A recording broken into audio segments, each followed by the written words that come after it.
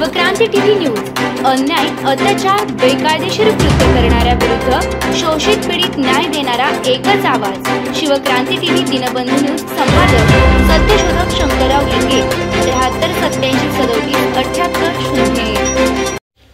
पूजा कशी करावी? बळवंतराव हरी साकवळकर। प्रश्न, आता आपल्या निर्माणकर्त्यावर पुष्पे चढवून त्याची पूजा आपण मानवांनी कोणत्या तऱ्हेने करावी? ज्योतिराव। उत्तर, या अफाट पोकळींतील अनंत सूर्यमंडळासह त्यांच्या ग्रहोपग्रहात संग्रहित पृथ्वीवरील पुष्प वगैरे सर्व सुवासिक पदार्थ जर निर्माणकर्त्यांनी दयादृष्टीने आपल्या मानवांच्या उपभोगासाठी उत्पन्न केली आहेत, तर त्यापैकी कोणता पदार्थ उलटा आपण निर्मिकावर वाहून त्याची पूजा करावी? एकंदर सर्व पदार्थ निर्मिकानं जर उत्पन्न केले आहेत, तर आपल्याजवळ आपले स्वतःचे काय आहे ते निर्मिकावर वाहून त्याची पूजा करावी।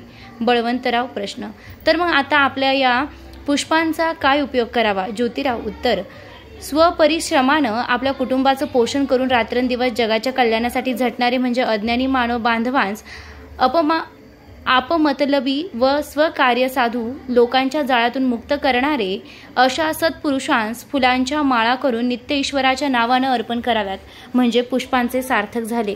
सर्वधर्मी विश्वकुटुंब या भूमंडळावर महासत्पुरुषांनी जेवढी म्हणून धर्मपुस्तके केली आहेत, त्या सर्वात वेळेस अनुसरून त्यांच्या समजुतीप्रमाणे काही ना काही सत्य आहे। यास्तव कोणत्याही कुटुंबातील एका मानव स्त्रीने बौद्धधर्मी पुस्तक वाचून तिच्या मर्जीप्रमाणे पाहिजे असल्यास तिने तो धर्म स्वीकारावा व त्याच कुटुंबातील तिच्या पतीने जुना व नवा करार वाचून त्याच्या मर्जीप्रमाणे पाहिजे असल्यास त्याने ख्रिस्ती व्हावे व त्याच कुटुंबातील त्यांच्या कन्येनं कुराण वाचून तिच्या मर्जीप्रमाणे पाहिजे असल्यास तिने मोहम्मदी मुसलमान धर्मी व्हावे आणि त्याच कुटुंबातील त्यांच्या पुत्रानं सार्वजनिक सत्यधर्म पुस्तक वाचून त्याच मर्जीप्रमाणे पाहिजे असल्यास त्याने सार्वजनिक सत्यधर्मी व्हावे। आणि या सर्व मातापित्यांसह कन्यापुत्रांनी आपला प्रपंच करीत असता प्रत्येकानं कोणी कोणाच्या धर्माचा हेवा करून द्वेष करू नये आणि त्या सर्वांनी आपण सर्व निर्माणकर्त्यांची लेकरे आहोत व त्याच्याच निर्मिकाच्या कुटुंबातील आहोत असं समजून प्रेमानं व गोडीगुलाबाने एकमेकांशी वर्तन करावे, म्हणजे ते आपल्या सर्वांच्या